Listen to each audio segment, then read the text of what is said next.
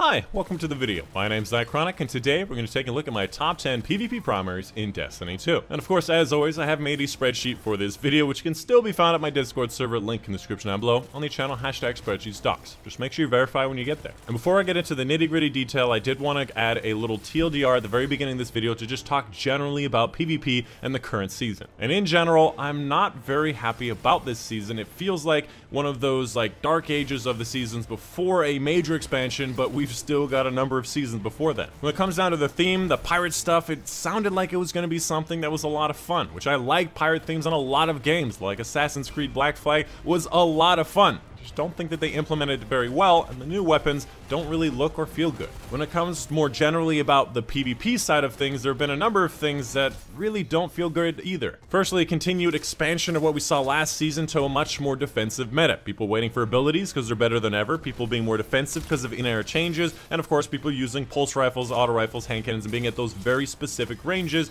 boots on the ground, not in the air, not aggressive, and much more spawn camping. And with that, a number of changes this season, including skill-based matchmaking and quitter penalties to the casual playlist I control, which in my mind has always been a big no-no. Firstly, I totally understand the plight of the new player. You don't want to get in a Crucible match and play against the top 1% of players, especially if there's 1 to 3 of those every match. You just feel absolutely obliterated. But the opposite actually has a lot of issues as well. First of all, with skill-based matchmaking, you're always against people of a similar skill, which means you always have to try. And in a casual playlist, sometimes you just want to use whatever, do whatever, and have fun. And furthermore, you probably weren't facing off against those top 10%, top 1%, because most of the time you still had a very loose bracket. And the opposite, which is more of a connection-based game mode, meant your games are usually going to be less laggy, which these days we see a lot more lag. And for the quitter penalty, in a casual playlist, sometimes you just need to quit the game. Maybe because you got the same map 7 times in a row, maybe because your food has arrived, maybe because real life has demands on you, and you don't want to be kicked out of Destiny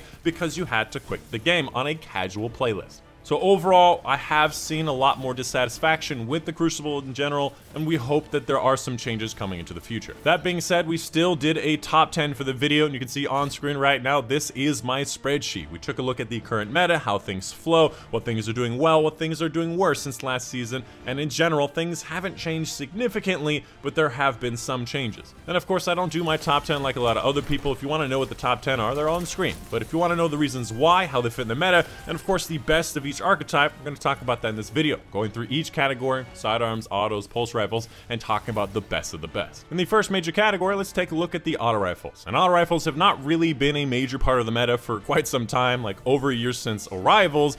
In general, they are still somewhat popular for the newer players because they're easy to use, easy to understand, and there are a lot of them. When it comes down to the auto rifles, we still like the 600 RPMs, specifically the adaptive frames, things like Gnawing Hunger, Summoner, Scathlock, and a lot of the exotics as well. Suros, Hardlight, and Monte Carlo all doing incredible relative to auto rifles. And of course, obviously, a little bit more fan favorite, 720s are doing really well, although in my opinion, not as good as the 600s in general. Their obvious issue is gonna be their time to kill, and of course, peak shooting. Hand cannon, scout rifles, pulse rifles, you can kind of go in and out of cover, especially in a more defensive meta. Auto rifles, you have to sustain that fire, just not really that effective. Following that, let's take a look at the sidearms, which are again a non-ranked section, and honestly, not really part of the meta. They're not a bad option, but they're definitely better options. Paired up with the fact that again, it's less of an aggressive meta, less mid-air stuff, on top of SMGs just generally being better in sidearms in most cases, sidearms just don't see the light of day that often. But when it comes down to the sidearms, we found that Traveler's Chosen, obviously for a lot of ability stuff,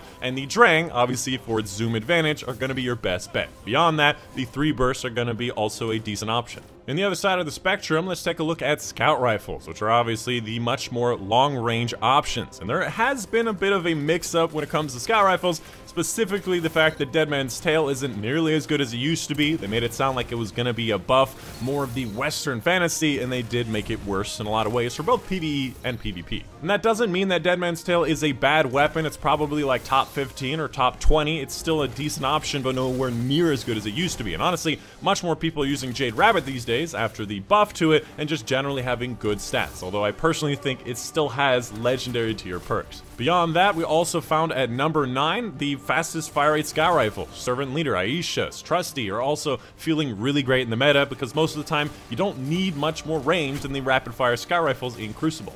And before moving on, I just wanted to talk about Touch of Malice, which is obviously an exotic sky rifle that comes with King's Fall Raid. It is a fan favorite from Destiny 1, but in my opinion, definitely a lot of hype and not a lot of bark. Now, the biggest issue with Touch of Malice is that you're damaging yourself as you're damaging your enemy. And yes, you do actually get double damage with a weapon, which does change your time to kill, but because you're damaging yourself, you're changing the time to kill that your enemy has on you. And oftentimes, you're trading in a gunfight. Now, there are obvious ways to get around this, things like Devour, or a Healing Rift, or Well, but a lot of these things, again, do lock you down, and Devour doesn't always activate as fast as you think it does. It just feels like in actual use, you are dying a lot more and not really having a lot more kills. After that, let's go ahead and take a look at the bows, which obviously we have a very powerful bow this season, as we've had the last few seasons, which is going to be Le Monarch. Obviously, at number 6 is one of the most powerful PvP weapons in the game. The fact you poison people, you can see where they're going after you poison them. The fact that it has really good stats on it. Honestly, the catalyst could be a lot better. Unrelenting is not particularly amazing, but just generally a very good bow, especially paired up with your teammates' shots or following up with another weapon that you have in your pocket. Le Monarch is always just a good option to have. And in general, bows are not bad to have in the Crucible, although they can be very difficult to use, and obviously getting rushed with a shotgun or an SMG can definitely make bows hard to use, but if you set up well, bows can actually be decent. And a special honorable mention to Whistler's Whim, which can get gut shot, which allows you to two-shot body shot with a lightweight bow, which is not possible with other lightweights. After that, real quick, let's talk about the fusion rifle known as Vex Mythoclast. At number 10, it's still an excellent option. Having the 390 fire rate, have a 360 damage, having that linear shot, having great stats, great aim assistance,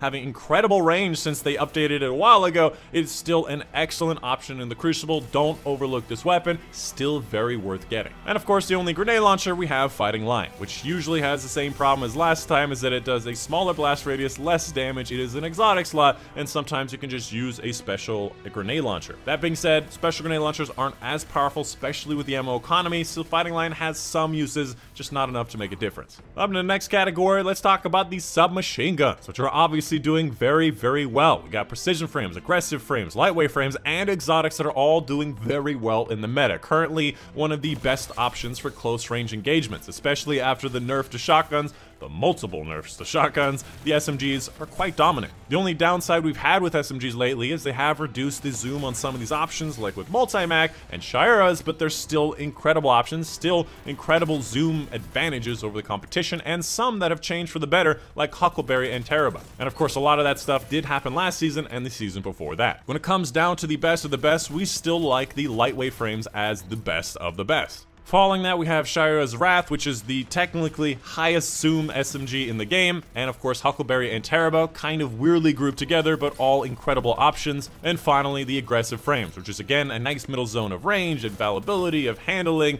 of stability, of perk options, etc., which is always nice to have. And just as a special note, we have not included Unforgiven and Stochastic, which just don't feel like the stat advantage, and of course Stochastic's ability to swap is really much of an advantage. And for the second best category in the game, we have the hand cannons, which feels obviously a little weird to say considering hand cannons have been dominant like 90% of the time in the Crucible in Destiny 2. And of course, a lot of this has to do with those mid-air changes. We did see that last season where there were not number 1. And of course, that being said, they're still excellent options with a lot of different varieties. First up, when it comes to legendary options, the 140s are the best of the best by quite some margin. Firstly, the Outstringer, Fatebringer, Palindrome, all incredible options, great perks, great stats, and of course there are craftable options in the bunch as well. Although, unfortunately, Zali's Bane just comes at a huge disappointment this season. It just is ugly to look at, it covers your screen, terrible stats, has some great perks, it's just not worthy. Compared to the other legendary options, the 180s, they fire pretty quick, they cover the target, they don't really have much of a range advantage, and the 120s have terrible handling and reload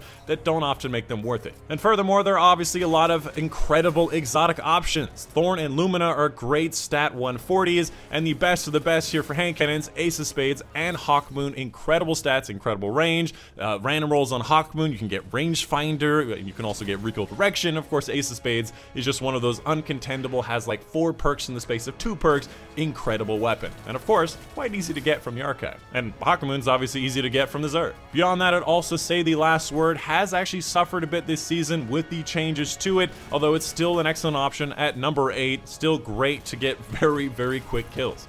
And an honorable mention to Crimson, still fun to use, still really effective, just didn't fit in the top 10. And finally, at the best category this season, it should be no surprise, we have the pulse rifles, with things like No Time to Explain, the 340 pulse rifles, the rapid fire pulse rifles, and the BXR. There's just so many incredible options, and again, this meta is very defensive, very mid-range, and these are going to be the excellent options for that kind of meta. For the best of the legendary options, we have in fact chosen the 340s. Specifically, these group of 340s are doing a little bit better than these as far as perks, as far as stats, and generally the messenger is going to be one of the better options. And the biggest reason 340s are doing well is because they can 2-tap fairly easily, they can get a damage perk to make them 2-tap even more consistently. And following that, the rapid fires are also feeling really great, especially with a craftable item like Peace of Mind or really good stats like with Grid Skipper and Horror's Lease. You have a lot of really good options that really crunch the competition. And of course, we have an honorable mention to BXR, obviously a different kind of weapon, but obviously a very powerful weapon, and now can be crafted. Let me hold on a second, it can be crafted.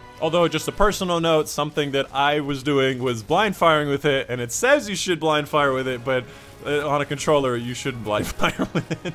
I made that mistake. Don't make my mistake. Just aim down sights if you feel comfortable with it. And of course, at number 1, No Time to Explain. Has better stats in many ways than a lot of these legendary options. Has the extra damage perk and that little time slip stuff. Has a really good stats and really good sights. It's just an incredible weapon. And of course, it's somewhat easy to get. It's from Beyond Light. It's been out for quite some time.